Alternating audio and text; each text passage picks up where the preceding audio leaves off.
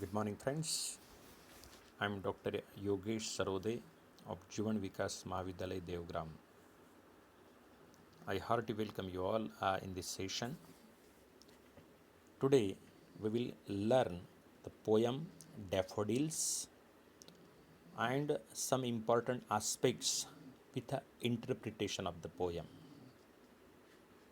In the earlier session, we had seen the introduction of the poet, central idea of the poem, and paraphrasing also. Today, I will discuss some important issues and before that, interpretation of the poem. Friends, this poem Daffodils or I Wandered Lovely as a Cloud is composed by one of the great romantic poets, William Wordsworth.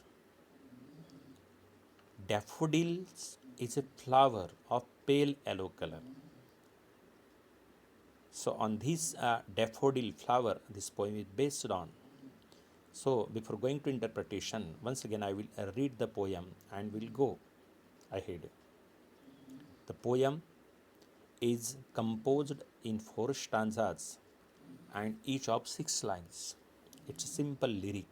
Lyric is the simplest form of poem or poetry. Now, while reading the poem, you must listen to the rhythm also, because poet has used various figures of speech, images, metaphors. All these you have to observe. See, first stanza. I wandered lovely as a cloud that floats on high over fell and hills, when all at once I saw a crowd, a host of golden daffodils. Beside the lake, beneath the trees, fluttering and dancing in the breeze. Second stanza. Continuous as the stars that shine and twinkle on the Milky Way, they stretched in never ending line along the margin of a way. 10,000 saw I at a glance, tossing their heads in a sprightly dance. The waves beside them danced, but they outdid the sparkling waves in glee. A poet could not but be gay in such a jocund company. I gazed and gazed, but little thought what wealth the show to me had brought. For off, last stanza, for off, when on my couch I lie, in vacant or in pensive mood, they flash upon that inward eye, which is the bliss of solitude. And then my heart with pleasure fills and dances with the daffodils. So, friend, this is the poem. See, as far as poem is concerned, this is based on one of the elements of nature. So, the title Daffodils is a simple word that reminds us of the arrival of spring when the field is full of daffodils. It shows the poem is based on nature. Daffodils are yellow flowers having an amazing shape and beautiful fragrance. A bunch of daffodils symbolizes the joy and happiness of life. The theme of the poem Daffodils is a collection of human emotions inspired by nature that we may have not noticed enough due to our busy schedule. So, the daffodil simply imply a rebirth of human beings blessed with the grace of nature. The arrival of daffodils in the month of March, just start of summer, is welcome and it's an enjoyable time to appreciate them. If you come to the summary part of the poem, we find William Wordsworth wrote daffodils on a stormy day in spring while walking along with his sister Dorothy. He imagined that the daffodils were dancing and invoking him to join and enjoy the breezy nature of the fields. Dorothy, Wordsworth's sister, uh, and William Wordsworth found the poem so interesting that both, and particularly sister, took daffodils as the subject for her journal. The poem is written as an appreciation of daffodils and contains 6 lines in 4 stanzas. In the first stanza, the writer finds himself a lonely cloud floating over the valley. The author describes himself lonely, alone, because his brother John was dead, leaving him alone and sad. See the history previous. When he encountered the yellow daffodils beside the lake, the flowers were swaying here and there due to the heavy breeze, as if they were dancing happily. So, this is what the first stanza tells. Now, if we proceed to the second stanza is about how amazing the daffodils look in the spring season. The author found those flowers like stars which shined and twinkled in the night sky. They were nodding their heads while dancing. Then Wordsworth expressed that these beautiful flowers stood in a never ending line. He felt an illusion that he is watching all 10,000 of flowers all together in a glance. This is the meaning of second stanza. Then comes to third. It's a continuation of how, along with the flowers, the water in the lake too moved, as if they were competing with each other in the dance. But the glee flowers on the sparkling lake lost. Finding their playfulness, the author couldn't stop himself from joining their company. The author kept staring at both of them, wondering how his sad mood changed into a happy one. The daffodils and lake's dance brought him wealth that he couldn't deny. The mesmerizing flowers gained a place in his heart permanently that he couldn't understand but felt. And then in last stanza, that is a narration of what pleasure the author had gained after watching the daffodils dancing that day. Whenever the author Wordsworth felt sad or alone, lonely, the picture of dancing daffodils came to his mind, and it was like he regained life's treasure. How valuable the solitude is. So at the end, author's heart was content in joining daffodils dance. Now this is what is the summary part of the poem. Now we'll see the technical aspects of the poem. It's a rhythm. Here in this poem, we find a daffodils has a rhyming scheme throughout the poem. The rhyming scheme is A B A B C C. The first 4 lines of each stanza has a rhyming scheme of A B A B, while the ending 2 lines are the rhyming couplet. Each stanza makes use of enjambment, which converts the poem into a continuous flow of expressions without a pause. Say in the first stanza, AA, that means cloud, crowd. BB means hills, daffodils. See, last word, last alphabets. CC, trees and breeze. In the second also, AA shine line, then BB bay way, and glance dance. Same is the case with the third and fourth. In third, they gay, glee company, and thought brought. And in the fourth stanza, lie I, mood solitude, and fields daffodils.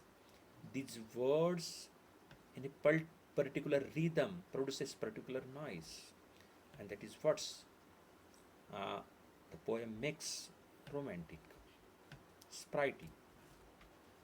Now we find uh, meter is also important aspects in the poem. So it comes to rhythm of a verse. Daffodils is in the form of a 6 lines, each line following an iambic tetrameter. The word iamb means untraced stressed pattern, syllables, and tetra means 4. Out of 4 syllables in a line, when an untraced syllable is followed by a traced one, it is called iambic tetrameter. Okay, so this is what is about the meter. Then we find various figures of speech in the poem. First one is personification and simile. See, in the very first line, the poet says, I wandered lovely as a cloud. The first line makes nice use of personification and simile. The poet assumes himself to be a cloud, that means simile, floating in the sky.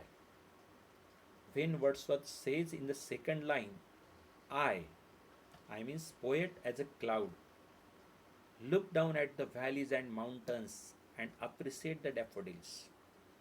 It's a personification where an inanimate object, that is cloud, possesses the quality of human, enabling it to see the daffodils.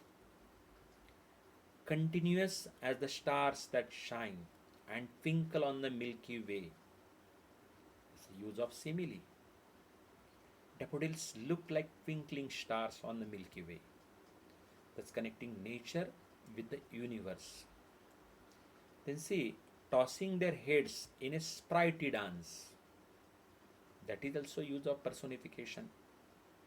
Because daffodils are tossing their heads like human being and expressing their emotion of happiness. Means here daffodil, a flower, is treated as an animate, means human being. Emotion of happiness through dance, it gives liveliness to the poem.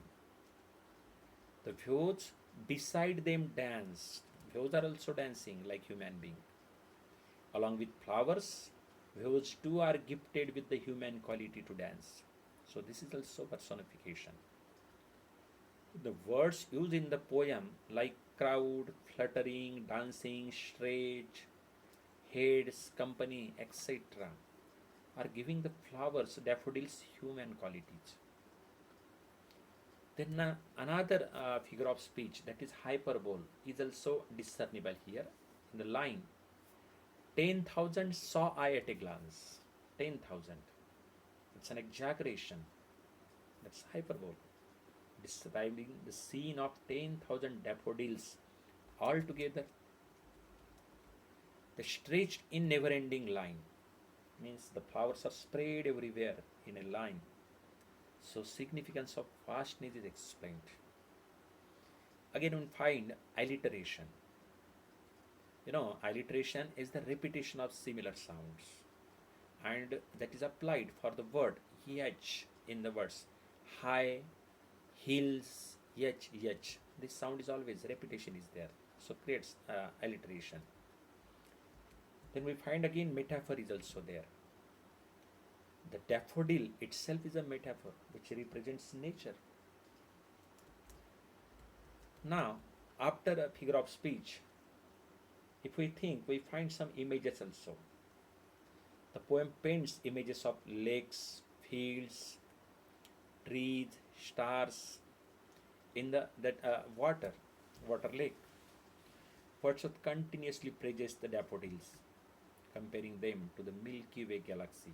See the second stanza. The dance in the third stanza, and in concluding stanza, dreams to join daffodils in their dance. So use of colors, that is white cloud, green hills, blue is generally lake, silver generally stars, etc. enhance the pictures or picturesque quality of the poem, pictorial beauty of the poem. The poem starts in a pessimism, that is author's loneliness, and ends in optimism.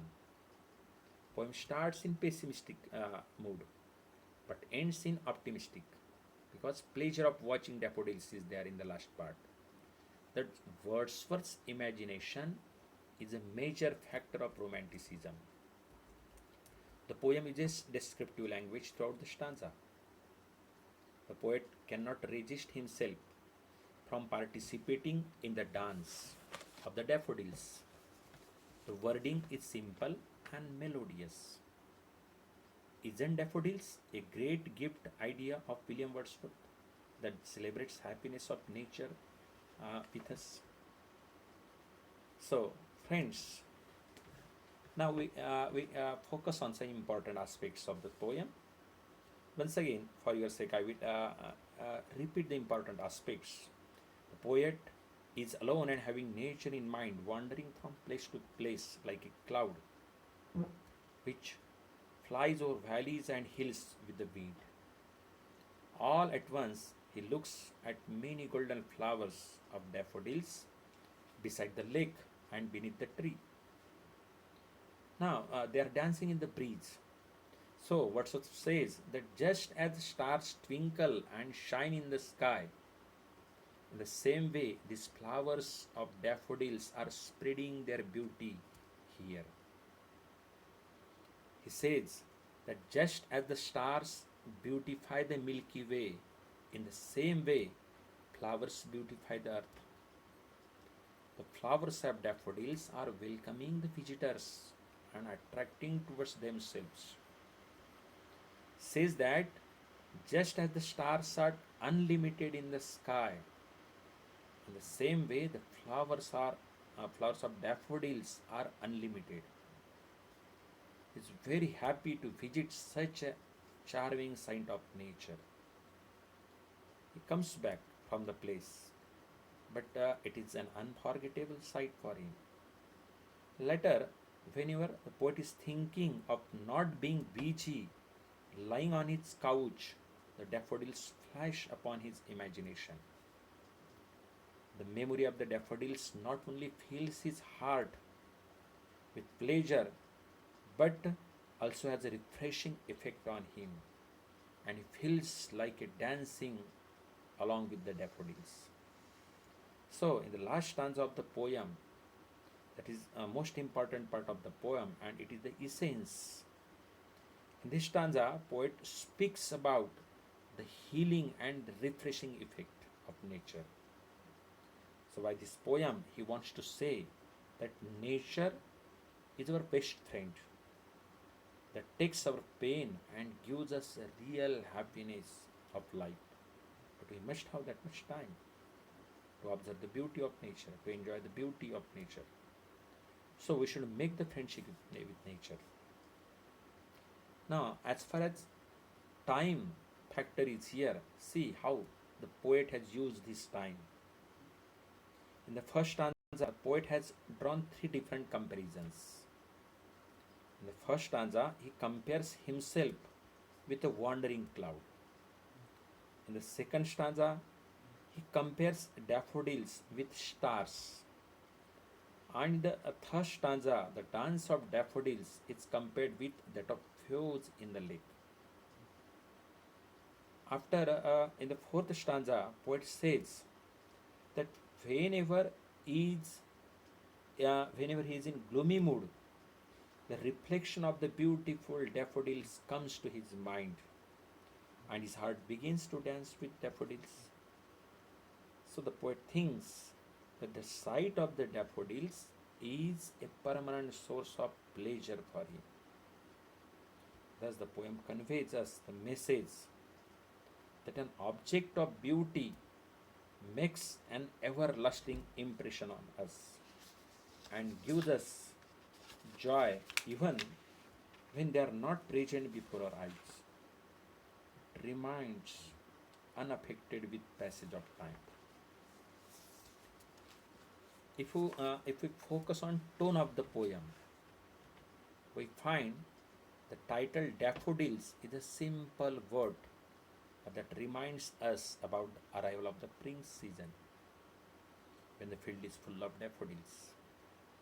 So, at the beginning of the poem, the mood the poet portrayed in the poem was loneliness and sadness. He did this by comparing himself to a single cloud isolated from the rest. However, clouds usually come together in the sky. But here he describes only a single cloud. I wandered lovely as a cloud. But as the poem progresses, the mood of the poem transitions from sadness to loneliness and then loneliness to happiness. The poet does this by reflecting on a memory of a host of the golden daffodils.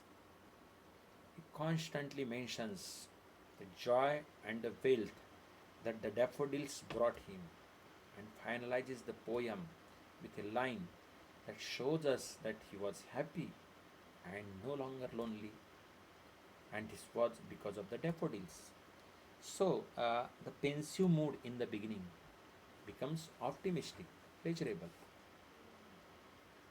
As far as central theme of the poem is concerned, it's a collection of human emotions.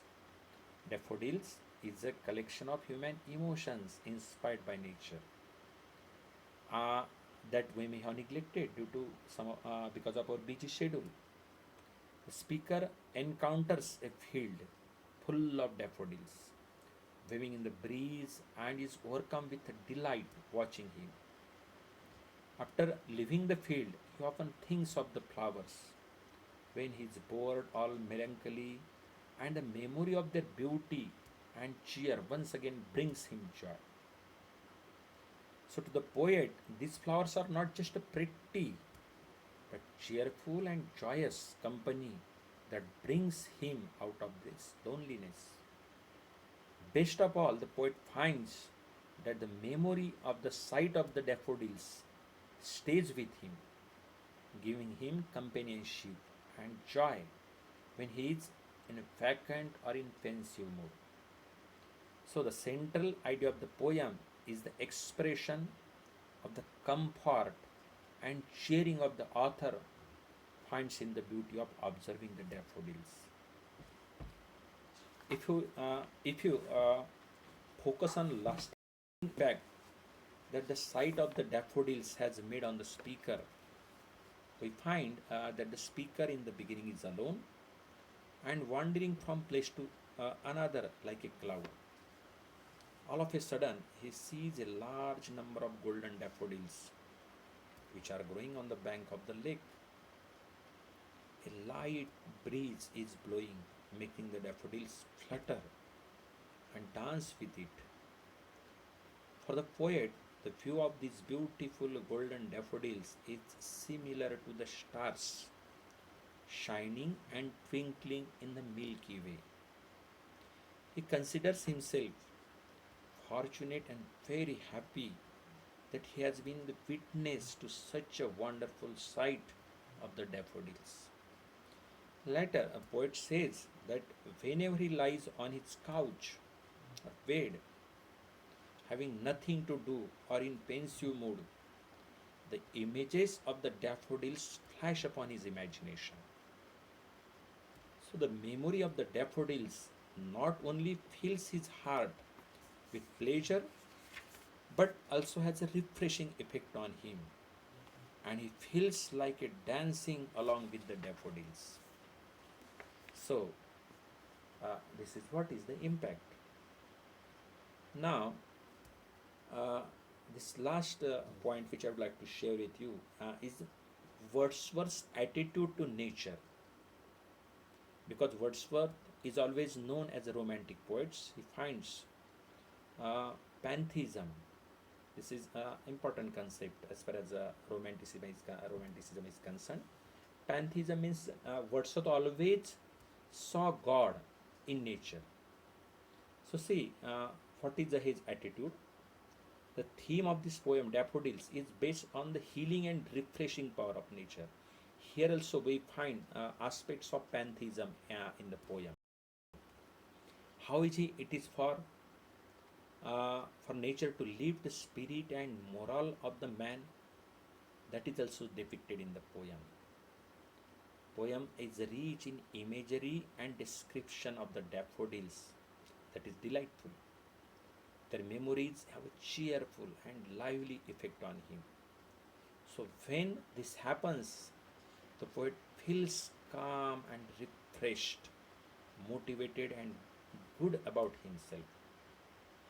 So the memories of the daffodils fill his heart with pleasure and joy, and he feels like a dancing along with the daffodils. So this is what I have focused on all aspects, important aspects of the poem. Friends, I hope definitely you might have understood the poem. All figures of speech, appreciation part also. So with this, we'll end this session. We'll once again meet in another session. Thank you. Good day.